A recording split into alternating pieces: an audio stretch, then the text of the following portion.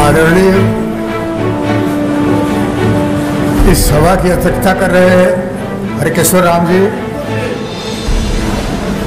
मंच पे बैठे हुए हमारे अतिथिगण और प्रांत के सीनियर साथियों, दर्शक दीर्घा में बैठे हुए प्रदेश और प्रदेश के आसपास से आए हुए हमारे नेता कार्यकर्तागण, मैं अपनी बात शुरू करने से पहले एक बार बाबा साहब आम्बेडकर और शहीद भगत सिंह को याद करना चाहूँगा, नमन करना चाहूँगा। मैं कुछ वैचारिक सवाल खड़ा करूँगा। बहुजन दावेदारी सम्मेलन,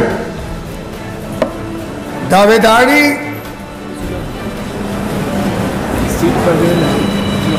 का एक तरह से मतलब होता है पार्टिसिपेशन, और उसको अंग्रेजी में इंक्लूजन भी कहा जा सकता है।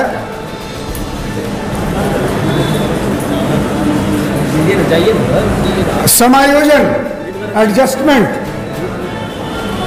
मैं इससे डिफर करता हूं, ये मैं क्लेम से भी मैं डिफर करता हूं। क्लेम का मतलब है कि आप हमारी कोई चीज रखे हुए हैं, हम आपसे मांगने जा रहे हैं, आग्रह करने जा रहे हैं। मैं क्लेम से ऊपर की बात कर रहा हूं। मैं सामाजिक, सांस्कृतिक और राजनीतिक सत्ता की दावेदारी की बात कर रहा हूं। इंक्लूजन, पार्टिसिपेशन या क्लेम की बात नहीं कर रहा हूं। मैं सीधे सत्ता की दावेदारी की बात कर रहा हूं, चाहे वो राजनीतिक सत्ता हो या सामाजिक सांस्कृतिक सत्ता हो। एक सवाल है। एक दूसरा सवाल है, संविधान और देश के निर्माण के साथ ही जो समझदारी बनी थी कि भारत का जो स्टेट होगा, राज सत्ता होगी और इसके सिस्टम जो होंगे वो सेकुलर होंगे। अंग्रेजी में सेकुलर और यूरोप में जो सेकुलर का मतलब है, भारत में उसको जो है सही ढंग से परिभाषित नहीं किया गया, सही ढंग से समझा नहीं गया और उसको लागू नहीं किया गया, जिसका नतीजा ये है कि आज हिंदुत्व जो है दैत्याकार स्वरूप लेकर के हमारे आपके सामने खड़ा है। स्टेट में काम करने वाले लोग, चाहे वो टॉप ब्यूरोक्रेट्स हों या टॉप पॉलिटिशियंस हों, ये सर्वधर्म समभाव के नाम पर, सेकुलरिज्म के नाम पर, ये स्टेट को, राजसत्ता को धर्म से अलग नहीं किए, बल्कि तमाम धर्मों के लोगों को अपने अपने धर्मों में खूब ये सम्मिलित करने के लिए कहिए कि या उनको शामिल करने में लगे रहे।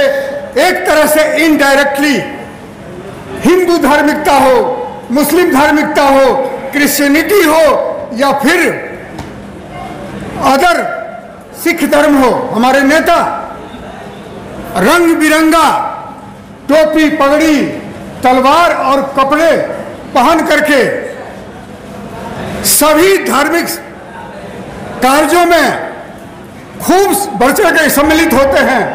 हमारे नेता मंदिर बनवाते हैं, हमारे नेता वहां हजारों की संख्या में ये दीप जलाते हैं। और फिर हमारे बिहार राज्य की बात अभी हाल फिलहाल मैंने देखा, दावतें चल रही हैं। इस बिहेवियर से स्टेट में बैठे हुए लोग जो हैं, इन प्रैक्टिसेस से क्या लोगों की वैज्ञानिक चेतना बढ़ेगी या बढ़ी है, या फिर तमाम धर्मों, जिसको कहा जाता है धार्मिक तुष्टीकरण, अपीजमेंट, तमाम धर्मों का एक तरह से हमारे स्टेट ने, हमारे नेताओं ने अपीज किया है, उनका तुष्टीकरण हुआ है।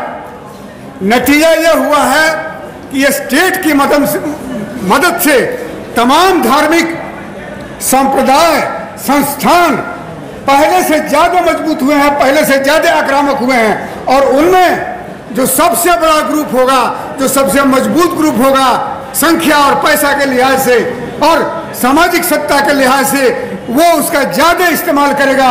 इसलिए हिंदुत्व का जो रूप आज देख रहे हैं आप, जो हमले देख रहे हैं, कहीं न कहीं आज़ादी के बाद संविधान के हिसाब से प्रैक्टिसेस नहीं हुई। सेकुलरिज्म के नाम पर जो है हमने धार्मिकता को बढ़ावा दिया, धार्मिक अपीजमेंट को बढ़ावा दिया, धार्मिक तुष्टीकरण को बढ़ावा दिया और एक बेहतर स्वस्थ वैज्ञानिक नागरिक न बना करके हम लोगों को धार्मिक कर्म कांडों में झोंक दिए, जिसका नतीजा आज का ये जो प्रॉब्लम है, जो समस्या है, इस पर विचार करने की जरूरत है कि भारत में सेकुलरिज्म का जो है किस तरह से प्रयोग हुआ और कैसे उसकी व्याख्या हुई, कैसे हमने उसकी प्रैक्टिस की। एक तीसरा सवाल खड़ा करूंगा।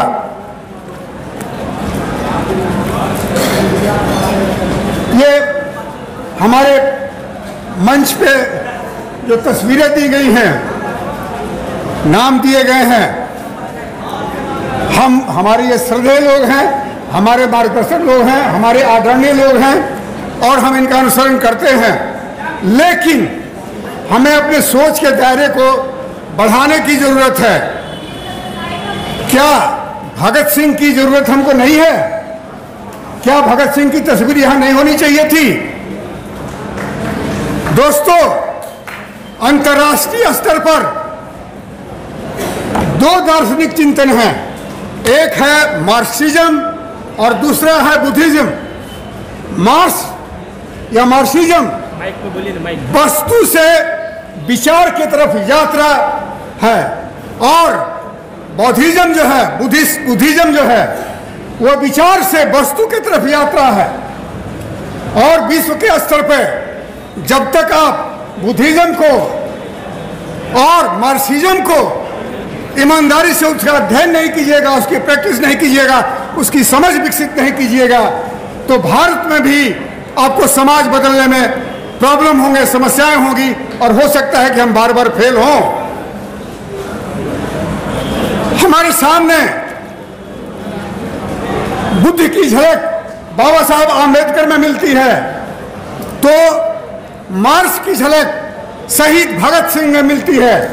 शहीद भगत सिंह को हम लोग उनके शहादत दिवस पर या जन्मदिन पर माला पहना करके, उनकी तस्वीर को गोल लाग करके याद जरूर कर लेते हैं, लेकिन उनके किताबों को या उनकी दिशा क्या थी, उनका कथन क्या था, वो क्या चाहते थे, कैसा भारत चाहते थे, उसके बारे में हम लोग बहुत कम पढ़ते लिखते हैं, बहुत कम ध्यान देते हैं। तो जरूरत है कि हम शहीद भगत सिंह को भी पढ़ें, उनको भी समझें। और ये बुद्धिस्ट जो आइडिया है, वो विचार से वस्तु की तरफ जाने की यात्रा, और मार्क्स की जो थियरी है, वस्तु से विचार की तरफ आने की जो यात्रा है, इन दोनों को समझने की जरूरत है और भारत में इनकी निहायत जरूरत है। हम देखेंगे आप आज़ादी के बाद समाज बदलने के लिए बहुत सारी धाराएं आई। सत्ता में कांग्रेस रही और कांग्रेस की बड़ी पार्टनर आज भाजपा है, और जो दूसरे आइडियोलॉजिकल लोग जो थे, समाजवादी थे, सोशलिस्ट मूवमेंट के लोग, कम्युनिस्ट थे, और दलित आंदोलन कहना तो ठीक नहीं होगा, SC/ST मूवमेंट वो ज्यादा सही होगा। इस आंदोलन को भी हमने देखा है, आप देखेंगे, बस 2 मिनट, ये कम्युनिस्ट सरकारें केरल में, ये त्रिपुरा में, बंगाल में लंबे समय तक रही, कुछ सुधार के काम उन्होंने किया, अच्छा काम किया, लेकिन सांस्कृतिक सामाजिक रूपांतरण नहीं किया, सामाजिक संतुलन नहीं बदला, नतीजा हुआ कि बंगाल में, त्रिपुरा में आज उनका कोई नाम लेने वाला नहीं है। लेकिन उनके सकारात्मक पहलू भी रहे हैं। उनके अंदर कोई व्यक्तिवादी नेता पैदा नहीं हुआ, कोई जातिवादी नेता पैदा नहीं हुआ, कोई पॉलिटिकल परिवार नहीं पैदा हुआ। यह उनकी विशेषता है, उनसे हमको सीखना चाहिए। सोशलिस्ट मूवमेंट की स्थिति आप देख रहे हैं, हरियाणा, कर्नाटका, यूपी, बिहार और ये बगल में जो है उड़ीसा, यह सोशलिस्ट मूवमेंट का क्षेत्र माना जाता था। लेकिन ये सोशलिस्ट मूवमेंट को चलाने वाले लोग कहीं ना कहीं आज की तारीख में पारिवारिक और जातीय राजनीति के पतन में उतर गए हैं और आज की तारीख में वो A to Z की राजनीति करते हैं या सर्वजन हिताय सर्वजन सुखाय की बात करते हैं। और आज वो एक ही हाथ में, एक ही साथ अंबेडकर की मूर्ति भी लेकर के चलते हैं और परशुराम का मूर्ति भी बनवा रहे हैं। ये कौन सा कॉकटेल प्रोड्यूस कर रहे हैं?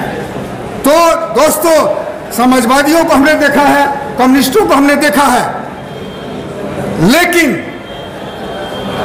तमिलनाडु में स्टालिन है और तमिलनाडु एक विशेष तरह की राजनीति वहां है।